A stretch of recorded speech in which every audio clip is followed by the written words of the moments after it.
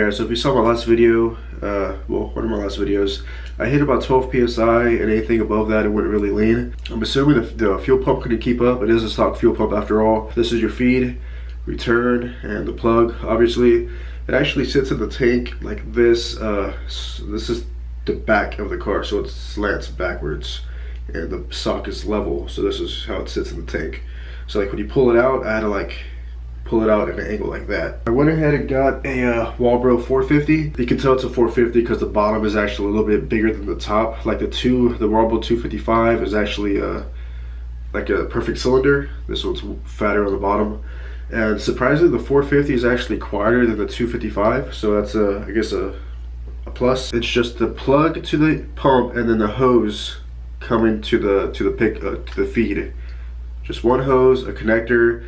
Here's your ground. The ground is actually screwed into the pump brackets, and it's got a single wire. What's interesting is it has a single wire, power wire, going into the plug, but the plug actually has two terminals, and from the car it's two wires. So that's pretty odd, unless it kind of grounds out on the body up here to the car. I'm not quite sure what's going on there, but I think I'm just going to reuse the stock two wires for now.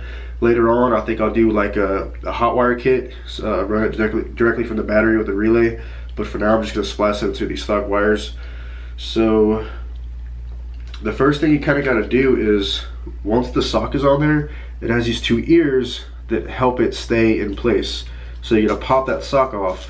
But before you do, there's this little clip that really holds the damn thing on there. So this is the little guy that's keeping it onto the to the pump. It's just like this little clip, and the bottom of the pump is actually plastic. So I don't know what this is, aluminum or something. So when it's forced on there, it just helps retain the sock on there. I'll show you in a closer shot later on. But once you get the sock off, just pull it off, and then it's like a little rubber bushing on the bottom of the pump. And so you can actually push the pump in, like compress it, pull it out, and then that bushing just fell out. But from here, I guess you can go in and just unplug the pump, and then all that's left now is that hose.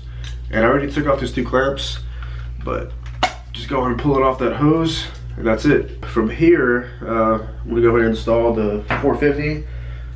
I think I'm gonna go ahead and cut the plug off because I didn't get the wire kit. I'm just gonna reuse, or I'm gonna wire it myself and reuse my stock sock. It looks fine. I don't see a reason to change it, and I'm cheap. That guy, that might work. That's how much bigger the stock. Well, let me just get a side by side. Here's a stock pump, and here's the 450. So it's that much taller.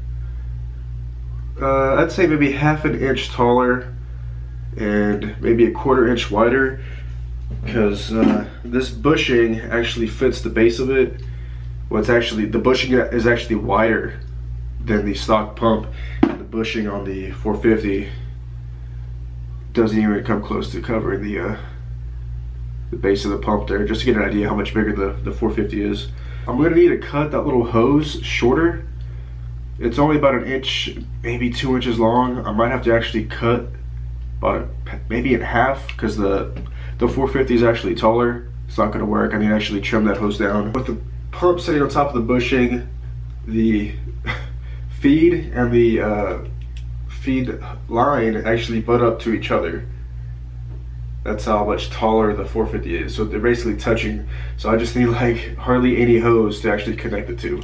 So it's kind of a pain in the ass, but so when I forced the hose onto the pressure side of the pump, it actually expanded so much the stock hose clamps wouldn't work. So I had to go get some larger clamps. Here, I'm gonna go ahead and slide it into the body. And I've been using some, it's a good idea to go ahead and lubricate the hose too, because it's a tight squeeze. Press the hose in. So I'm gonna go to get the rubber bushing on the bottom, just so it's not like metal on metal on the bottom of the pump, like bottom pump to the metal bracket for vibrations and whatnot. I don't want to wear prematurely or anything like that. The sock is gonna go in that hole. That's like the feed hole, and that little dowel, whatever you want to call it, that's where it actually lands into, and then that clip is gonna slide onto there to hold it in place. What I've seen is just guys just grab some zip ties and they just zip tied the pump around the body. So I'm gonna do the same, of course. Works for everyone else, why wouldn't it work for me? Go ahead and butt connect the 2 wires, power and ground, and after the sock, it's good to go. Well, here it is, guys. Got the Walbro, the 450 completely installed. Got the sock on. I kind of had to bend the ears on that little clip I was showing you to kind of grab that little dowel better. So the stock is nice and secured. Not going anywhere. Just kind of butt connected the wires. It's not supposed to be a good idea to use like heat shrink or electrical tape, obviously, and like the fuel, you know, eat it up and could possibly clog up the sock and whatnot. So I think butt connectors are the best way to go. I had to kind of cut the zip tie holding it to the body to put the sock on there. There's too much pressure on there, so we have to do that again. No big deal. But yeah, so I'm gonna go and throw it in the car. The plan is to kind of fine tune it right now, because I want to just pretty much use up all the fuel, pump in some E85, and be able to add like 30-40% to the entire map to kind of just yeah, it'd just be nice if I didn't have to tweak it. So I'm just gonna dial in the tune the way it sits now on pump gas, and then when I pump in the E85, I want to be able just to add like 30, 40, whatever percentage it wants extra, and hopefully it's pretty good throughout the entire map. Alright, if you liked the video, please like and subscribe. See you on the next one. Thanks for watching.